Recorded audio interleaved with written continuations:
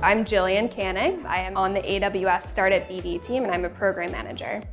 So I first learned about AWS when I was in my role at Techstars as the director of the Techstars New York City program. So some of my now colleagues would actually come through Techstars and have office hours with the founders that were going through the cohort and talk to them about AWS.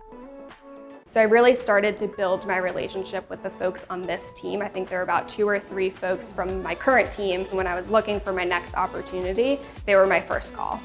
Probably the most compelling thing about AWS as a company was that I would still be able to work really closely with startups, but at a larger company. I think working at a startup at a very early stage, we were pre-seed and then we had raised a seed round when I was there. It really taught me empathy for these founders that I now work with on a day-to-day basis, understanding the challenges that they're going through, understanding the costs that they need to save. It really helped me to kind of put myself in their shoes and understand what I could do to help them on the other side of the table.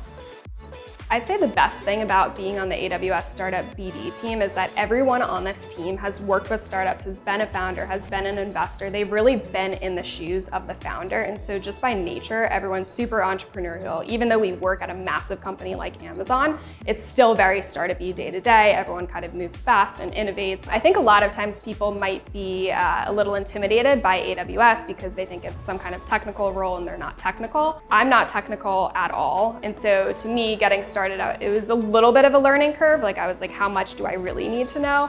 But instead of training myself to know everything that, say, a solutions architects know, it was more about building a relationship with them and kind of like outsourcing, so to speak, what you don't know, finding the right resources on the team that can help you solve the problem. If becoming more technical is really important to you, there's tons of programs, tons of different trainings and resources that you can go to really build up your skill set there.